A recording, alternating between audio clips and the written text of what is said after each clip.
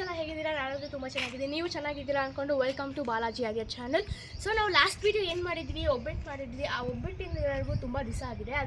ಅದಕ್ಕೆ ನಾನು ಸಾರಿ ಅಂತ ಕೇಳ್ತೀನಿ. ಯಾಕಂದರೆ ನನಗೆ ಸ್ಕೂಲ್ ನಡೀತಿತ್ತು, ಅದಕ್ಕೋಸ್ಕರ ನಾನು ವೀಡಿಯೋ ಮಾಡೋಕ್ಕಾಗಿಲ್ಲ. ಈ ವಿಡಿಯೋದಲ್ಲಿ ನಮ್ಮ ಗಾರ್ಡನ್ನ ನಿಮಗೆ ಹೇಗೆ ನೋಡ್ಕೋಬೇಕು ಅಂತ ಹೇಳ್ಕೊಡ್ತೀನಿ.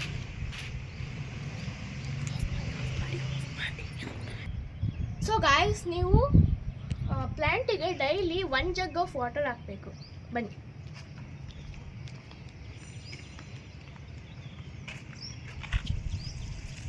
ಮತ್ತು ಗಾಯ್ಸ್, ನೀವು ಜಾಸ್ತಿ ವಾಟರ್ ಹಾಕೋದ್ರಿಂದ ಅದಕ್ಕೂ ಸ್ವಲ್ಪ ಇದು ಮಣ್ಣೆಲ್ಲ ಕೆಳಗಡೆ ಹೋಗಿ ಪ್ಲ್ಯಾಂಟ್ಗೂ ಹೆಲ್ಪ್ ಆಗಲ್ಲ. ನೀವು ನೀರು ಹಾಕಿದ್ದು ವೇಸ್ಟ್ ಆಗುತ್ತೆ. ಗೋ.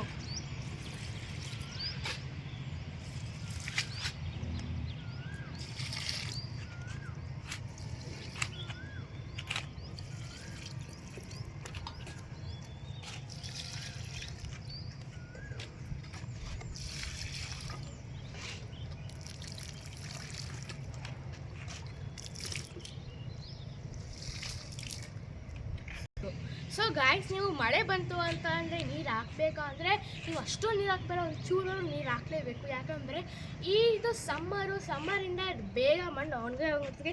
ನೋಡಿ ಗಾಯ್ಸ್, ಇಲ್ಲಿ ಮಳೆ ಬಂತು ಆದರೂ ಎಷ್ಟೊಂದು ಒಣಗೋಗಿದೆ ಪ್ಲ್ಯಾಂಟ್. ಅದಕ್ಕೋಸ್ಕರ ನೀವು ಅರ್ಧ ಜಗ್ಗಾರು ನೀರು ಹಾಕಲೇಬೇಕು. ಸೊ ಗಾಯ್ಸ್, ನೋಡಿ ಬನ್ನಿ ಇಲ್ಲಿ ಸ್ವಲ್ಪ. ನೀವು ನೋಡಿ ಇದು ಯಾವ ಹೂವು ಅಂತ. ಇದನ್ನು ಶಿವಂಗೆ ತುಂಬ ಇಷ್ಟ ಆಗುತ್ತೆ.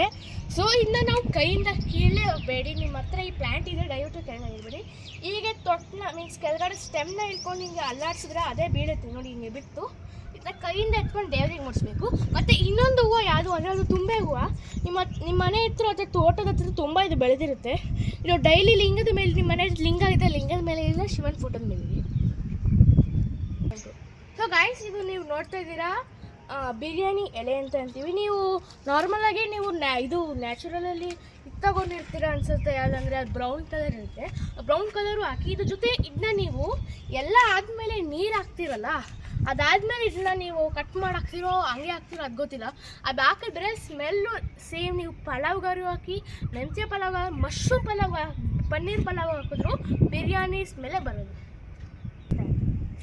ಸೊ ಗಾಯ್ಸ್, ನೀವು ವರ್ಷಕ್ಕೆ 1 ಸತಿ ಯಾರು ಅಥವಾ ವರ್ಷಕ್ಕೆ 2 ಸತಿ ಯಾರು ಇದಕ್ಕೆ ಏನಪ್ಪ ಪ್ಲ್ಯಾಂಟ್ಗಳಿಗೆ ಗೊಬ್ಬರನ ಹಾಕಬೇಕು. ಸೊ ಗೊಬ್ಬರ ಹಾಕಿದ್ರೆ ಪ್ಲ್ಯಾಂಟ್ ಇನ್ನೂ ಚೆನ್ನಾಗಿ ಬೆಳೆದು ಈ ಥರ ನೋಡಿ ನಮ್ಮ ಪ್ಲ್ಯಾಂಟಲ್ಲಿ ಎಷ್ಟೊಂದು ಹೂವು ಬಿಡುತ್ತೆ.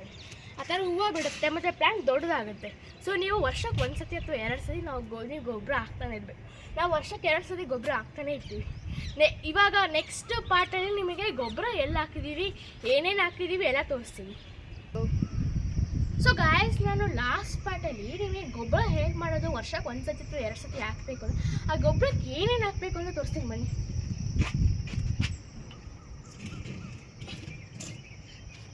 ಇದು ನೋಡಿ, ನಾವು ಹೋಮಲ್ಲೇ ಮಾಡಿರೋಂತಹ ಗೊಬ್ಬರ ನಿಮ್ಗೆ ಕಾಣಿಸ್ತಾ ಇದೆಯಾ?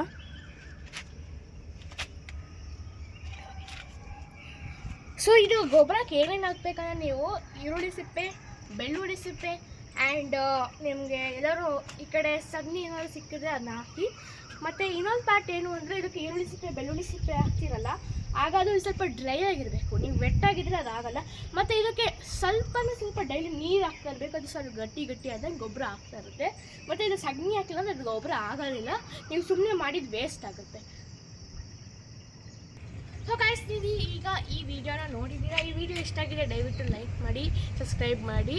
ನಿಮಗೆ ಈ ವಿಡಿಯೋ ಇಷ್ಟ ಆಗಿಲ್ಲ ಅಂದರೆ ದಯವಿಟ್ಟು ನಿಮ್ಗೆ ಇಷ್ಟ ಆಗಿಲ್ಲ ದಯವಿಟ್ಟು ಡಿಸ್ಲೈಕ್ ಮಾಡಿ. ನಿಮಗೆ ನಿಮ್ಮ ಹತ್ರನೂ ಈ ಥರ ಚೆನ್ನಾಗಿರೋ ಪ್ಲ್ಯಾನ್ಸು ನಾವು ಈ ಥರ ಮಾಡ್ತೀವಿ ಅಂದರೆ ಕಮೆಂಟಲ್ಲಿ ಎಸ್ ಅಂತ ಹಾಕಿ. ಮತ್ತು ಇವತ್ತಿನ ವಿಡಿಯೋ ತುಂಬ ಚೆನ್ನಾಗಿತ್ತು ನಾನು ಅನ್ಕೋತೀನಿ. ಧನ್ಯವಾದಗಳು ಗೈಸ್. ನೆಕ್ಸ್ಟ್ ವಿಡಿಯೋದಲ್ಲಿ ಕಾಣ್ತಾ ಇರ್ತೀನಿ. ಕ್ಯಾಮ್ರಾಮ್ಯಾನ್ ಧರ್ಮು ಜೊತೆ ಬಾಲಾಜಿ ಆರ್ಯ ಚಾನಲ್.